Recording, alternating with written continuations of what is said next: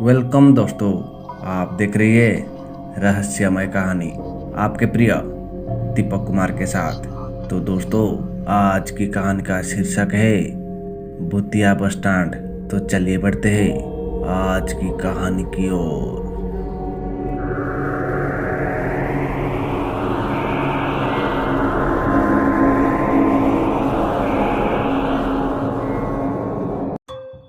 तो दोस्तों, ऋषि अभी अभी फोन पर सुमित से बात करने पर पता चला कि सुमित शादी में नहीं जा पाएगा।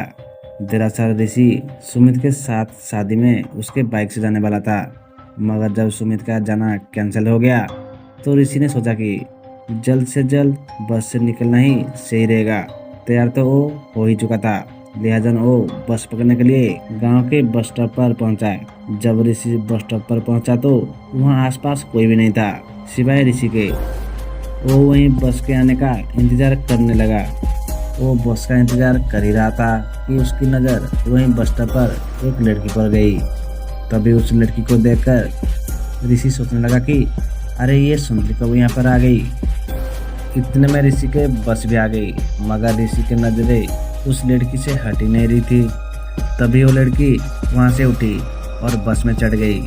ऋषि ये देखकर खुश हो गया और पीछे पीछे वो भी बस में चढ़ गया। जब ऋषि उस लड़की के पीछे पीछे बस में चढ़ा तो उसने देखा कि वो लड़की साइड में खड़ी है। फिर ऋषि के नजरें साइड में खाली सीट पर गई, जहाँ जाकर वो बैठ गया। ऋषि अपने आप को खिड़की के शीशे में निहार ही रहा था कि तभी वो लड़की भी उसके पास बगल में बैठ गई। ये देखकर ऋषि मन ही मन में बहुत खुश हुआ। वो बार बार तिरछी नजर से उसे देख जा रहा था कि तभी बस कंडक्टर ने कहाँ टिकट काटनी है। ऋषि ने पैसे देते हुए कहा कि कोल्हापुर तक टिकट दे दीजिए, और वो वापस अपने सीट पर बैठ गया।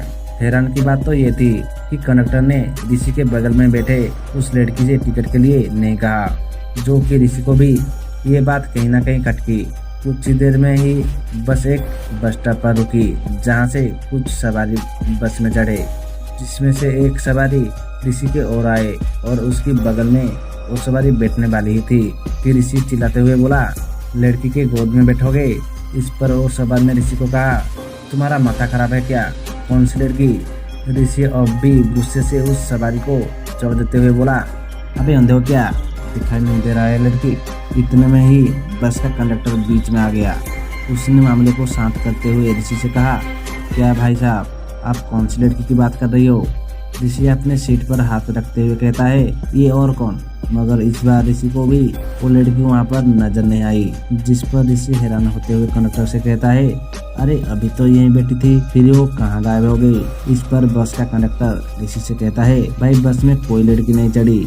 इसी बीच ऋषि का बस स्टॉप आ गया और वो बस ऋषि को उतारकर वहाँ से दाएं ओर मुड़ गई।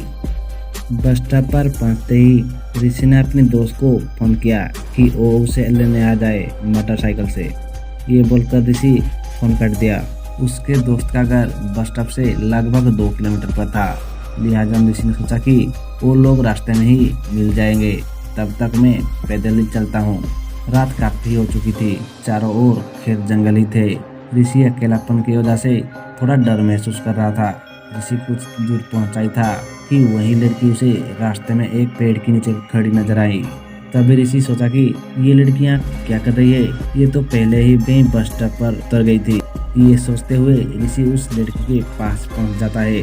वो उस लड़की की ओर बढ़ते हुए कुछ कदम आगे बढ़ाई था कि वो लड़की मुस्कुराते हुए बोली, अरे सुनो, मैं भी चलती हूँ।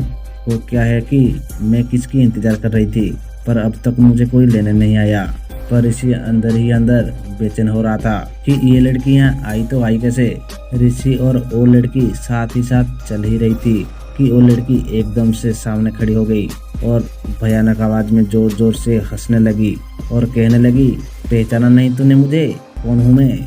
ऋषि एकदम से डर से सहम गया और बेहद घबरा गया। डरा सहमा पसीने से लथपथ ऋषि लड़खड़ाते हुए जुबान से बोला, कौन हो तुम और क्या चाहती हो। तभी वो लड़की अपने असली रूप में आ गई। अब वो लड़की इतनी भयानक लग रही थी कि ऋषि की सांसें ऊपर नीचे होने लगी और वो कपकपाने लगा। उस भयानक लड़की को देखकर वो बेहद भयभीत हो गया। ऋषि चाहकर भी अपनी जगह से नहीं हिल पा रहा था। तभी उस लड़की ने ऋषि की गर्दन पकड़ ली। ऋषि छटपटाते हुए चिल्लाने लगा कि उसी बीच उसकी दोस्त मोटरसाइकिल लेकर वहां पहुंच गए। मोटरसाइकिल की हेडलाइट की रोशनी में साफ साफ दिख रहा था कि कोई ऋषि को मार रहा है। ऋषि के दोस्त जल्दी से उनके पास पहुंचा और वो लड़की वहां से एकदम से गायब हो गई। उसके दोस्त ने ऋषि के गर्दन पर देखा तो वहां से खून निकल रहा था। देखने से ऐसा लग रहा था मानो वो लड़की ऋषि का खून पी रही थी। तभी ऋषि के दोस्त उसे जल्द से जल्द घर ले आए और तुरंत ही गांव की डॉक्टर से दवा दिलवाई। इस तरह से उस दिन ऋषि की जान बच गई। तो दोस्तों, इस कहानी में बस इतना ही। कहानी अगर आपको अच्छी लगी है तो लाइक शेयर सब्सक्राइब। मैं दीपक कुमार मिलती हूँ फिर एक नई कहानी में। तब तक बाय एंड टेक केयर।